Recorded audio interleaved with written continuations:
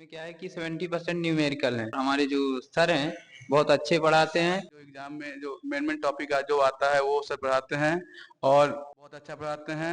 सब बच्चों को समझ में अच्छे से आता है। थ्योरीज हैं जो अभी हमने प्रीवियस सेमेस्टर में सिर्फ थ्योरी पढ़ी थी, अब उसको अप्लाई कर और उसमें जो भी सर ने पढ़ाया था हमको हर एक चीज बताया था, वो हर चीज उसमें आया था और ऐसा ही हमको इस A few moments later. आज हमारा कॉलेज का तीसरा दिन है।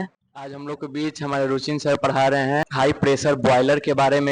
Okay, so today we started actually with these all four mentioned high pressure boilers that is in our paper, and we have seen that the general setup of the boiler, it looks like this. We have a boiler shell, or we can say the boiler chamber, and these are the essential parts, not the essential parts we can say, which are known as boiler accessories like air preheater, economizer, radiant evaporator and convective evaporator. And we have seen some fundamentals also, like the difference between which we have learned in earlier classes, like the working of engine, refrigerator, what is heat pump, what is flow energy, what is pressure energy, enthalpy, because these things are the fundamentals which you will all need in understanding the working of a boiler. Okay, so that those things we have repeated. And boiler you will find like this, that we have a grate somewhere the fuel is burning. Okay, and first of all, let us start from here. We have some blower which is blowing that air from outside. The air, how it works, I will explain in detail.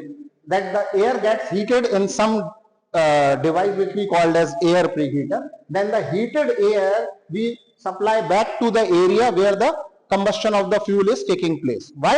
Because rather than cold air, we are supplying the hot air that increases the fuel efficiency. जो हमें ऊर्जा मिलनी है उस fuel के जलने से, तो अगर हम ठंडी हवा के बजाय सिर्फ एटमॉस्फेरिक एयर जो है वो पंप है, हम अगर एक हॉट एयर पंप करेंगे वहां पे, और ये एयर हॉट कैसे हो रही है ये सब अब उनको इसको भी समझने के लिए, ये एयर प्रीहीटर कहां से हमें ऊर्जा मिल रही है उसको हवा को गर्म करने के लिए। First we will understand the setup and then we understand. ऊपर तो साम समझ आ रहा होगा, मैंने ऊपर चिमनी लिखा है कि ये फ्लू गैसेस जो यहाँ बेसिकली एक बार हमारी फ्यूल बर्न हुआ तो जो गैसेस उसमें से स्मोक या जो गैसेस बर्न हुई, those are called flue gases. मैंने कहीं लिखा भी होगा, हाँ। तो ये फ्लू गैसेस थ्रू आउट इनके पैसेज में हम ये डिवाइसेस लगा देते हैं, ठीक है।